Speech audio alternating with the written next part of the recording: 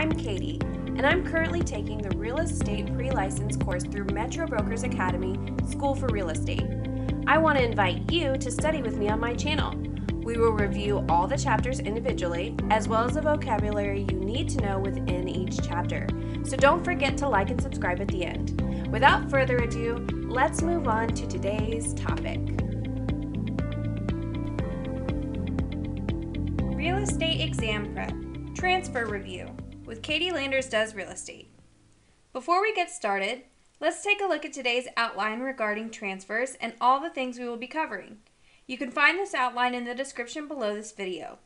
After we review this chapter, you can also look forward to a chapter quiz and vocabulary, so don't forget to subscribe. Let's get started.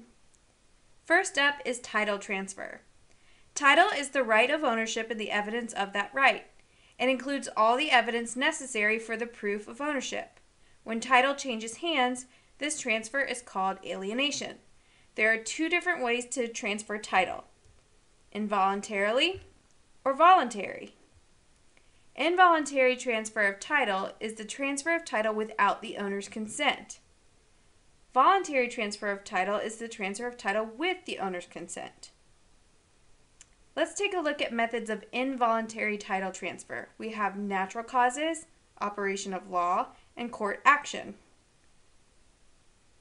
Transfer by natural causes. Wind and water may cause land to shrink or grow in size.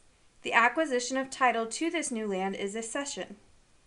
Accretion is the gradual buildup of the land which can cause property lines to change. The deposited materials to make the firm ground is called alluvion or alluvium. Reliction or dereliction is the increase in the land when the water recedes. The loss of land can also be due to erosion or avulsion, sudden change of land mass due to flood, earthquake, hurricane, etc. Transfer by operation of law. Forfeiture of title, which is a fee simple determinable estate, is conditioned upon the occurrence or non-occurrence of a certain event. Condemnation is the taking of real property by government through eminent domain for public purposes. It requires just compensation. Adverse possession is when one person, squatter, without permission occupies another's land for a required period of time because ownership is considered a privilege and a responsibility. Let's discuss adverse possession a little bit more in depth. Once claim is met, a quiet title action is filed with the courts. Before this can happen, the claimant must first prove that possession was actual or leaves no doubt, like moving in stuff, making improvements, taxing taxes, hostile or without owner's permission, open or obvious and visible to the rightful owner, notorious or so that the public can observe the control being exercised, exclusive or not shared with anyone else, continuous or uninterrupted pattern for the statutory period. One person can add time from a previous occupant. This process is called tacking. The statutory required period can be shortened if claimant has been occupying under color of title, which is anything in writing that suggests some plausible appearance of ownership. Intestate succession, when the property owner dies without a will, intestate, the estate will be distributed to heirs by laws of descent and distribution, which is also called law of succession. The probate court is responsible for this work. They will appoint an administrator. The administrator will assure satisfying decedent's debts, distributing property, and filing final court reports. If no blood relatives can be found, the property goes to the county of state by a legal process called a sheet. Community property is when each spouse owns half of the qualified property, even if the title is in severalty. Without a will, half of the share goes to the surviving spouse. Transfer by court action. Forfeiture of title, which is a fee simple determinable estate, is conditioned upon the occurrence or non-occurrence of a certain event. Foreclosure sale is a court-ordered procedure for the sale of property to satisfy the debts of the owner. Partition sale is if tenants or tenants in common cannot agree on a plan to sever their undivided interests. One of the owners, without consent from the other, will file a partition suit in court.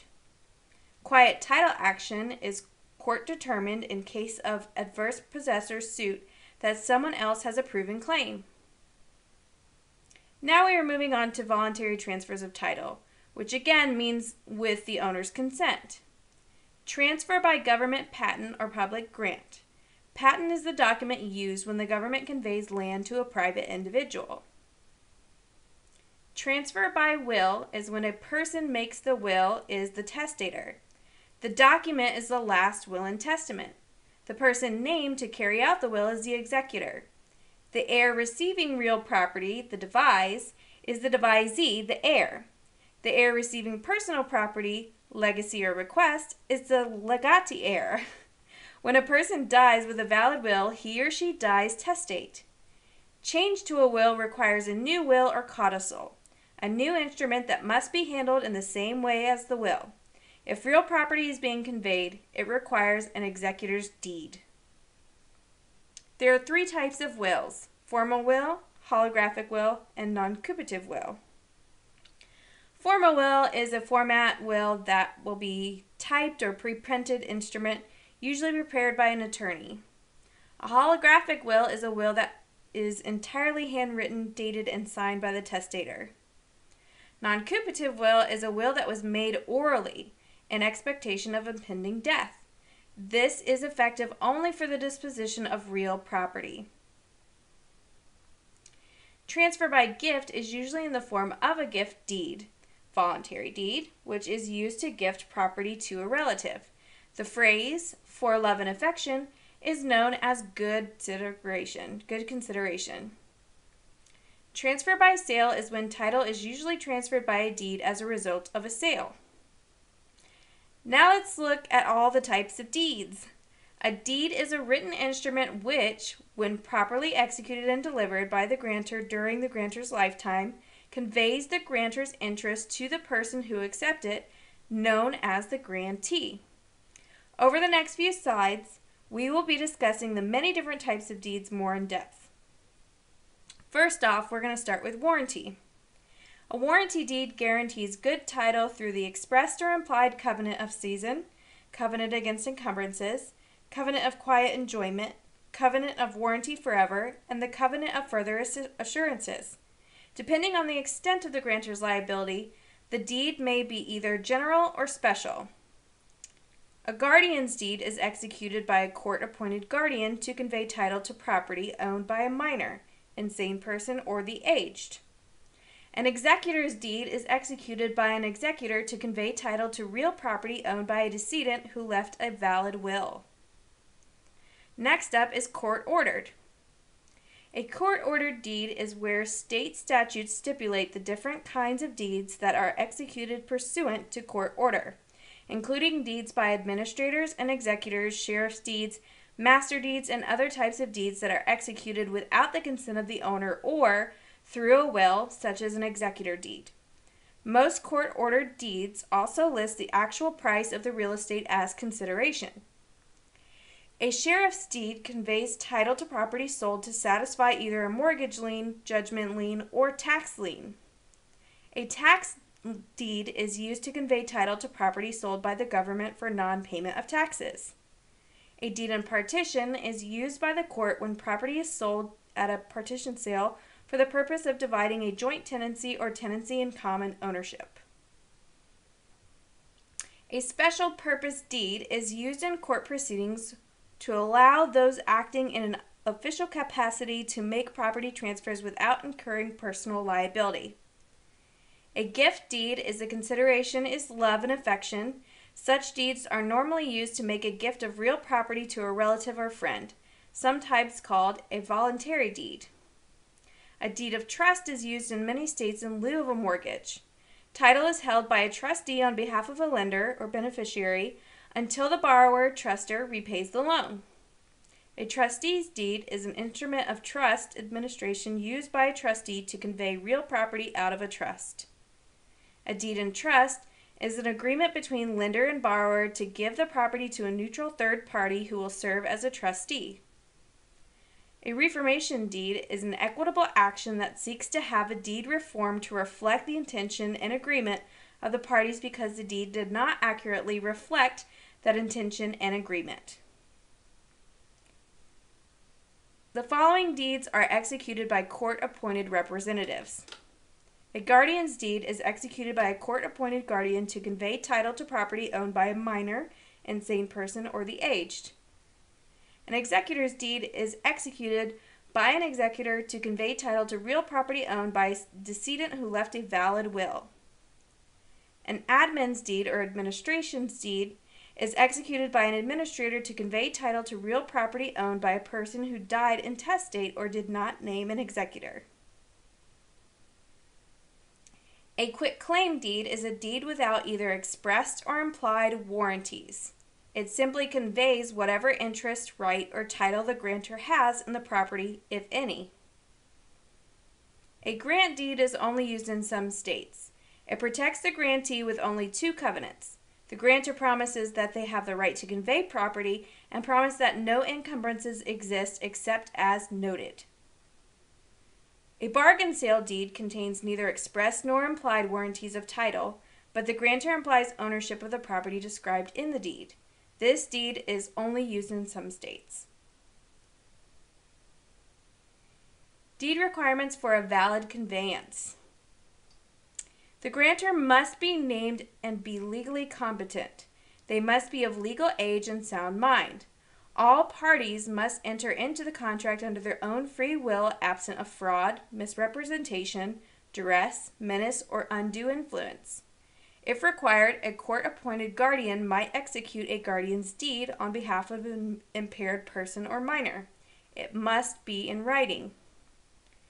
Delivery and acceptance is when title is conveyed when a property executed deed is delivered and accepted. Acceptance can be expressed or implied. When the grantor hands the deed in exchange for payment or the purchase price, this is called manual or absolute delivery. The doctrine of relation back is a legal principle that states that the conveyance is effective as of the date of the deed was originally deposited with a person empowered to accept on behalf of the grantee, even if the grantor died before the closing. The recording of the deed is not required for it to be valid. Legal description must be present within the deed. The grantee must be named, but the legal competency is not required. The granting clause or words of conveyance must clearly express the grantor's intent to convey the title now and not in the future. It must also identify the type of interest being granted, such as easements, fee simple estate, or some lesser estate. Only the signature of the grantor is required. Typical but not essential deed provisions: date, habendum clause, reservations, and acceptance. The date is not necessary, but it is customary. The habendum clause describes the quantity and duration of the estate being granted. The reservations and acceptance: grantor is conveying a property but reserving something, for instance, an easement through a reservation clause. An acceptance in a deed excludes some physical portion of the property being granted. Covenants of title. Covenant of season: a deed provision in which the grantor promises that at the time of conveyance, he or she owns the property and has the right to convey title to it. Covenant against encumbrances: a deed provision which assures the grantee that the title to the property is free from any and all encumbrances not accepted in the deed or visible on the premises or recorded in the public records. Covenant of quiet enjoyment: a deed provision in which the grantor promises that the grantee shall be free of interference from the acts or claims of others having a superior title to the property. Covenant of warranty forever: a deed provision in which the grantor promises to compensate the grantee for a loss suffered while defending the title against persons asserting a genuine claim to the property from any time in the past. Covenant of further assurances: a deed provision in which the grantor promises to perform any acts necessary to produce whatever documents are required to perfect title to the grantee. If there are defects in the title that limit ownership rights, nothing in the transfer process clears up those defects. That is why it is important for us to review title protection. Constructive notice. Knowledge that one is presumed by law to have even though there is no actual knowledge of the fact. Constructive notice may be given by recording an instrument in the public records or by taking possession. Actual notice, or knowledge that one acquires from what is heard, read, or observed. Recording. The purpose of recording is that it gives the whole world notice of the interest the document represents and protects existing rights. The requirements of recording are regulated by state laws. Acknowledgement and attestation are often required to ensure documents are valid and guard against forgery or duress. There are two coding systems: Tract Index and Grantor-Grantee Index. A tract index is a public recording system which assigns a map reference number to each parcel of land in the county. By locating a parcel on the map, the reference number will guide a title examiner to a page which lists the book and page numbers of all recorded documents relating to that particular parcel. The Grantor-Grantee Index is a public recording system which lists alphabetically all grantors and grantees named in documents recorded for each calendar year. A separate index book is maintained for grantors and grantees, so the book and page number of a document can be located by searching under either name. Methods of title protection. Title reports, where a lawyer or title company is retained to issue a report on either the complete history of a title or the title records dating back a specified number of years. In Georgia, a complete title search encompasses a minimum of 50 years. Here are some of the concepts of this process. 1. Chain of title. The recorded history of conveyances affecting a property's title, beginning with the original patent or grant from the government and continuing to the current owner. Number 2. Abstract of title. A condensed history of all conveyances, liens, encumbrances, judgments, and other court decisions affecting the property. 3. Cloud on title. Any claim, lien, or encumbrance that impairs title to real estate. 4. Quiet title action. Action taken to remove cloud on the title when it cannot be removed by a quitclaim. And number 5. Certificate of title. A title examiner's written opinion of the current condition of a property title based on a search of the public records dating back for a specified number of years. Last but not least, title insurance. Insurance which protects either an owner or mortgagee, lender, against losses arising from title defects except who specifically excluded in the policy. You have a lender's policy which protects the lender against the loss due to a title defect, and it is valid as long as there is an outstanding balance on the loan. Then you also have an owner's policy, which protects the owner's equity in the property. Protection lasts at a minimum for as long as the owners or heirs have an interest or any obligation regarding the property. And that's all I have for today's topic, folks. Thank you for studying with me, and don't forget to like and subscribe for more content.